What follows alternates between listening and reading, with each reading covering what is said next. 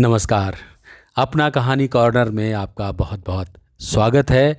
और आज एक ज़बरदस्त और कहानी लेकर हाजिर हूँ प्रेमचंद की, जिसका नाम है दुस्साहस। लखनऊ के नौबस्ते मोहल्ले में एक मुंशी मैकुलाल मुख्तार रहते थे। बड़े उदार, दयालु और सज्जन पुरुष थे। अपने पेशे में इतने कुशल थे कि ऐसा बिरला ही कोई मुकदमा होता था जिसमें वो किसी न किसी पक्ष की ओर से न रखे जाते हों। साधु संतों से भी उन्हें प्रेम था। उनके सत्संग से उन्होंने कुछ तत्वज्ञान और कुछ गांजे चरस का अभ्यास प्राप्त कर लिया था। रही शराब, ये उनकी कुल प्रथा थी। शराब के नशे में वो कानूनी मसौदे खूब लिखते थे। बुद्धि प्रज्वलित हो जाती थी। गांजे और चरस का प्रभाव उनके ज्ञान पर पड़ता था। दम लगाकर वो वैराग्य और ज्ञान में तल्लीन हो जाते थे। मोहल्ले वालों पर उनका बड़ा रौब था, लेकिन ये उनकी कानूनी प्रतिभा का नहीं, उनकी उदार सज्जनता का फल था। मोहल्ले के इक्केवान, ग्वाले और कहार उनके आज्ञाकारी थे। 100 काम छोड़कर उनकी खिदमत करते थे। उनकी मद्य जनित उदारता ने सबों को वशीभूत कर लिया था। वो नित्य कचहरी से आते ही अलगू कहार के सामने 2 रुपए फेंक देते थे। कुछ कहने सुनने की जरूरत न थी। अलगू इनका आशय समझता था। शाम को शराब की एक बोतल और कुछ गांजा तथा चरस मुंशी जी के सामने आ जाता था। बस महफिल जम जाती। यार लोग आ पहुंचते। एक ओर मोक्किलों की कतार बैठती, दूसरी ओर सहवासियों की। वैराग्य की और ज्ञान की चर्चा होने लगती। बीच बीच में मुवक्किलों से भी मुकदमे की 2-2 बातें कर लेते। 10 बजे रात को वो सभा विसर्जित होती थी। मुंशी जी अपने पेशे और ज्ञान चर्चा के सिवा और कोई दर्द सिर मोल न लेते थे। देश के किसी आंदोलन, किसी सभा, किसी सामाजिक सुधार से उनका कोई संबंध न था। इस विषय में वो सच्चे विरक्त थे। बंग भंग हुआ, गरम नरम दल बने, राजनीतिक सुधारों का आविर्भाव हुआ, स्वराज्य की आकांक्षा ने जन्म लिया, आत्मरक्षा की आवाज़ें देश में गूंजने लगीं, किंतु मुंशी जी की अविरल शांति में जरा भी विघ्न न पड़ा। अदालत और शराब के सिवाय वो संसार की सभी चीज़ों को माया समझते थे, सभी से उदासीन रहते थे। चिराग जल चुके थे। मुंशी मैकुलाल की सभा जम गई थी। उपासक गण जमा हो गए थे। अभी तक मदिरा देवी प्रकट न हुई थी। अलगू बाजार से न लौटा था। सब लोग बार बार उत्सुक नेत्रों से ताक रहे थे। एक आदमी बरामदे में प्रतीक्षा स्वरूप खड़ा, 2-3 सज्जन टोह लेने के लिए सड़क पर खड़े थे, लेकिन अलगू आता नजर न आता था।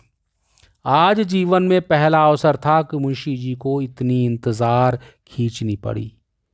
उनकी प्रतीक्षाजनक उद्विग्नता ने गहरी समाधि का रूप धारण कर लिया था। न कुछ बोलते थे, न किसी की ओर देखते थे। समस्त शक्तियां प्रतीक्षा बिंदु पर केंद्रीभूत हो गई थी। अकस्मात सूचना मिली कि अलगू आ रहा है। मुंशी जी जाग पड़े। सहवासीगण खिल गए, आसन बदलकर संभल बैठे। उनकी आंखें अनुरक्त हो गईं। आशा में विलंब को और बढ़ा देता है। एक क्षण में अलगू आकर सामने खड़ा हो गया। मुंशी जी ने उन्हें डांटा नहीं। यह पहला अपराध था। उसका कुछ न कुछ कारण अवश्य होगा। दबे हुए पर उत्कंठायुक्त नेत्रों से अलगू के हाथ की ओर देखा और बोला, बोतल न थी। विस्मय हुआ, विश्वास न आया और फिर गौर से देखा, बोतल न थी। यह प्राकृतिक घटना थी, पर इस पर उन्हें क्रोध न आया। नम्रता के साथ पूछा, बोतल कहाँ है? अलगू बोला, आज नहीं मिली। मैकुलाल बोले, ये क्यों?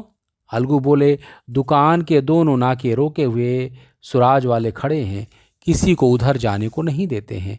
अब मुंशी जी को क्रोध आया। अलगू पर नहीं, स्वराज्य वालों पर। उन्हें मेरी शराब बंद करने का क्या अधिकार है? तर्क भाव से बोले, तुमने मेरा नाम नहीं लिया। अलगू बोले, अरे बहुत कहा, लेकिन वहां कौन किसी की सुनता था। सभी लोग लौटे आते थे, मैं भी लौट आया। मुंशी जी बोले, जरा सलाह। अलगू बोला, अरे वहां भी यही हाल था। मुंशी जी बोले, तो मेरे नौकर हो या स्वराज्य वालों के? अलगू बोले, मुंह में कालिक लगवाने के लिए थोड़े ही नौकर हूं।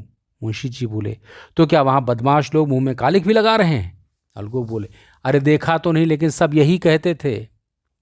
मुंशी जी बोल पड़े, अच्छी बात है, मैं खुद जाता हूं, देखूं किसकी मजाल है जो रोके। एक एक को लाल कर दिखा दूंगा। ये सरकार का राज है, कोई बाद बद मिली नहीं है, हैं? वहाँ कोई पुलिस का सिपाही नहीं था। अलगू बोले, थानेदार साहब आप ही खड़े सबसे कहते थे जिसका जी चाहे जाए, शराब ले या पिए, लेकिन लौट आते थे। उनकी कोई सुनता न था। मुंशी जी बोले, थानेदार मेरे दोस्त हैं, चलो जी इंदू, चलते हो? रामबली, बेचन, जिनको साहब चलो, एक एक बोतल ले लो, देखूं कौन रोकता है, कल ही तो मज़ा चखा दूंगा। मुंशी जी अपने चारों साथियों के साथ शराब खाने की गली के सामने पहुंचे तो वहां बहुत भीड़ थी। बीच में दो सौम्य मूर्तियां खड़ी थीं। एक मौलाना जामिन थे जो शहर के मशहूर मुजतहिद थे, दूसरे स्वामी घनानंद थे जो वहां की सेवा समिति के संस्थापक थे और प्रजा के बड़े हित चिंतक थे। उनके सम्मुख ही थानेदार साहब कई कांस्टेबलों के साथ खड़े थे। मुंशी जी और उनके साथियों को देखते ही थानेदार साहब प्रसन्न होकर बोले, आइए आइए मुख्तार साहब, क्या आज आप ही को तकलीफ करनी पड़ी? ये चारों आप ही के हमरा है ना?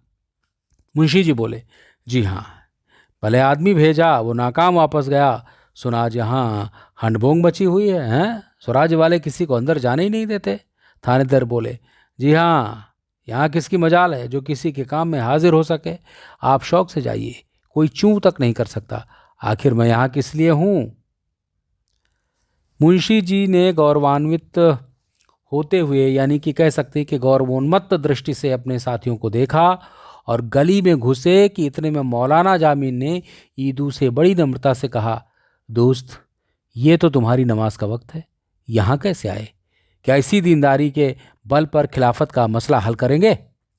ईदू के पैरों में जैसे लोहे की बेड़ी पड़ गई। लज्जित भाव से खड़ा भूमि की ओर ताकने लगा, आगे कदम रखने का साहस न हुआ। स्वामी घनानंद ने मुंशी जी और उनके बाकी तीन साथियों से कहा, बच्चा, ये पंचामृत लेते जाओ, तुम्हारा कल्याण होगा। जिनको रामबली और बेचन ने अनिवार्य भाव से हाथ फैला दिए और स्वामी जी से पंचामृत लेकर पी गए। मुंशी जी ने कहा, इसे आप खुद ही पीजिए, मुझे ज़रूरत नहीं है। स्वामी जी उनके सामने हाथ जोड़कर खड़े हो गए और विनोद भाव से बोले, इस भिक्षुक पर आज दया कीजिए, उधर न जाइए। लेकिन मुंशी जी ने उनका हाथ पकड़कर सामने से हटा दिया और गली में दाखिल हो गए।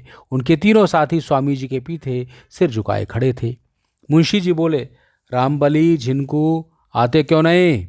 किसकी ताकत है कि हमें रोक सके? झिनको बोले, तुम ही काहे नहीं लौट आवत हो? साधु संतन की बात माने का होत है। मुंशी जी बोले, तो इसी हौसले पर घर से निकले थे? रामबली बोले, अरे निकले थे कि कोई ज़बरदस्ती रोकेगा तो उससे समझेंगे, साधु संतों से लड़ाई करने थोड़े ही चले थे। मुंशी जी बोले, सच कहा है, गंवार भेड़ होते हैं। बेचन बोले, अरे आप शेर हो जाइए, हम भेड़ ही बने रहेंगे। मुंशी जी अकड़ते हुए शराब खाने में दाखिल हुए। दुकान पर उदासी छाई हुई थी। कलवार अपनी गद्दी पर बैठा ऊँघ रहा था। मुंशी जी की आहट पाकर चौंक पड़ा, उन्हें तीव्र दृष्टि से देखा, मानो ये कोई विचित्र जीव है। बोतल भर दी और ऊँघने लगा। मुंशी जी गली के द्वार पर आए तो अपने साथियों को न पाया। बहुत से आदमियों ने उन्हें चारों ओर से घेर लिया और निंदा सूचक बोलियां बोलने लगे। एक ने कहा, दिलावर हो तो ऐसा। दूसरा बोला, शर्मचे को चिश्त के पेशे मर्दा व्यावदद, यानी कि मर्दों के सामने लज्जा नहीं आ सकती। तीसरा बोला, है कोई पुराना पियक्कड़, पक्का लतिहल। इतने में थानेदार साहब ने आकर भीड़ हटा दी। मुंशी जी ने उन्हें धन्यवाद दिया और घर चले। एक कांस्टेबल भी रक्षार्थ उनके साथ चला। मुंशी जी के चारों मित्रों ने बोतलें फेंक दी और आपस में बातें करते हुए चले।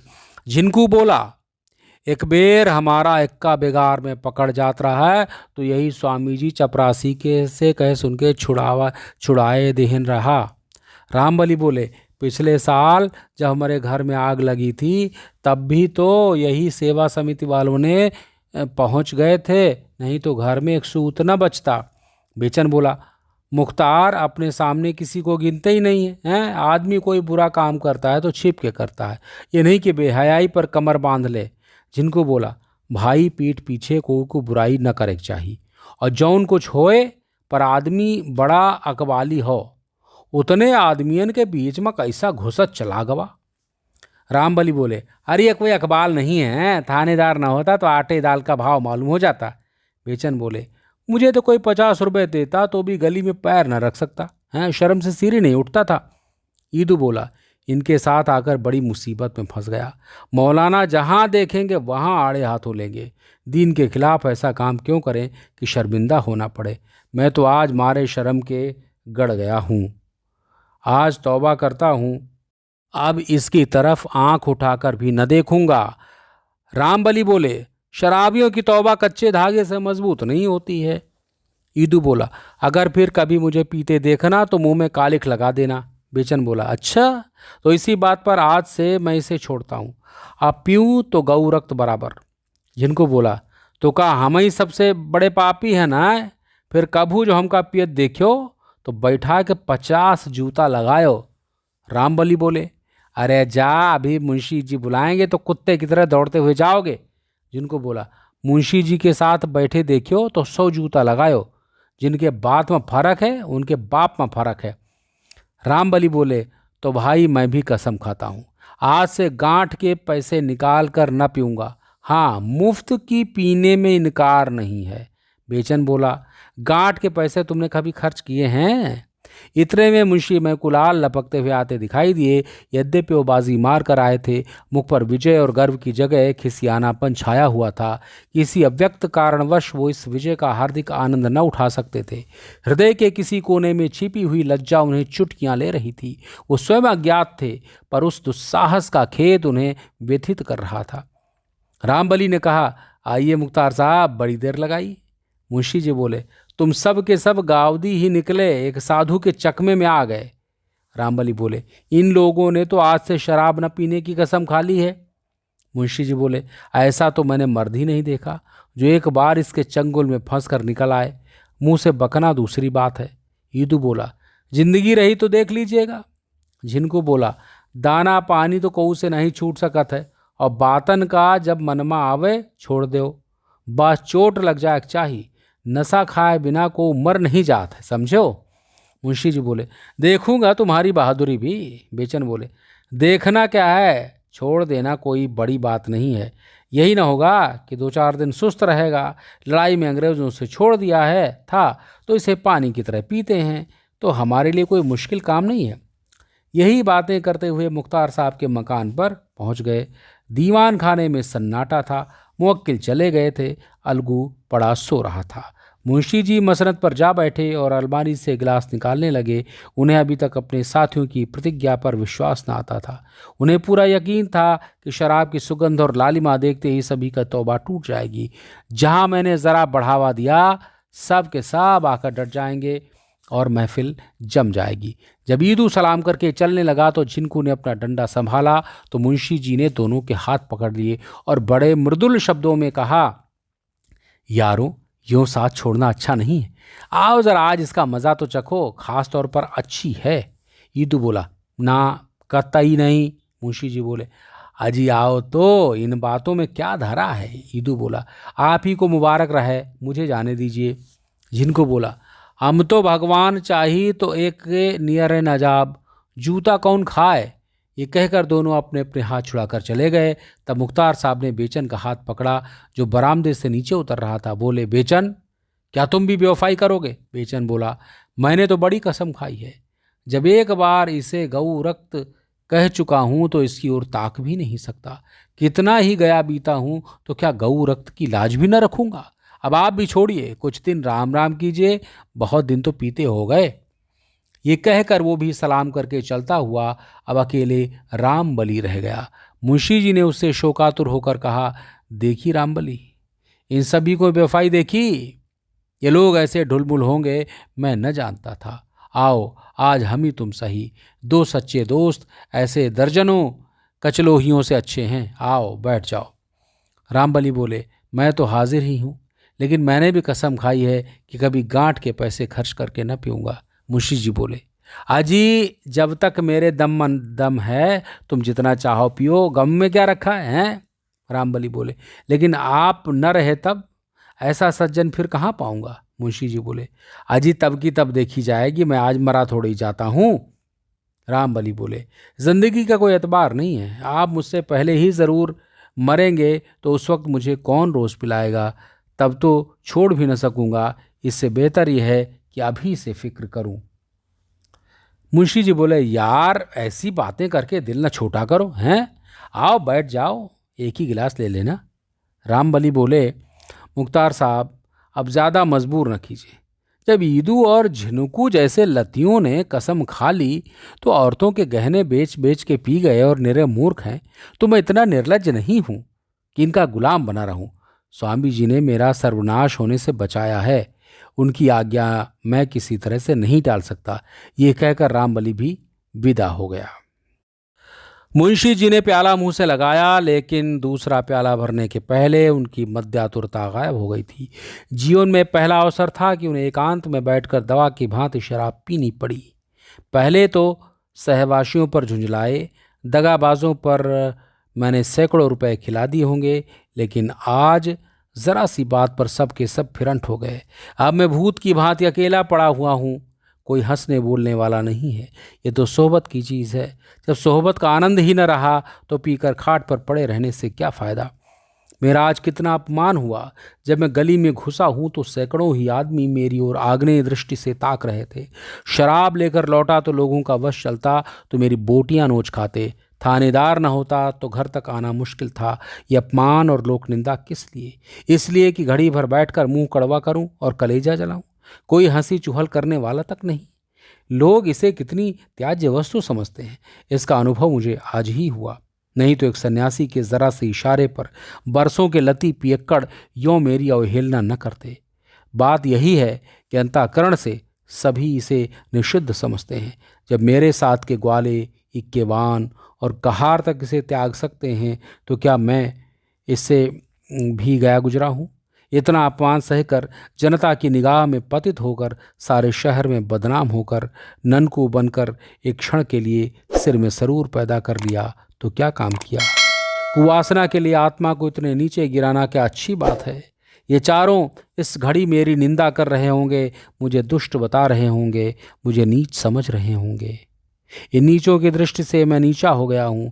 ये दुरावस्था नहीं सही जाती। आज इस वासना का अंत कर दूंगा, अपमान का अंत कर दूंगा। एक क्षण में धड़ाके की आवाज़ हुई। अलगू चौंक कर उठा तो देखा कि मुंशी जी बरामदे में खड़े हैं और बोतल जमीन पर टूटी पड़ी है। तो ये थी कहानी दुस्साहस मुंशी प्रेमचंद की। बहुत ही शानदार कहानी है और ये कहानी आपने सुनी है तो प्लीज़ लाइक करें, कमेंट करें और चैनल को सब्सक्राइब करें। फिर मुलाकात होगी किसी नई कहानी के साथ। तब तक के लिए अपना ख्याल रखिए। नमस्कार।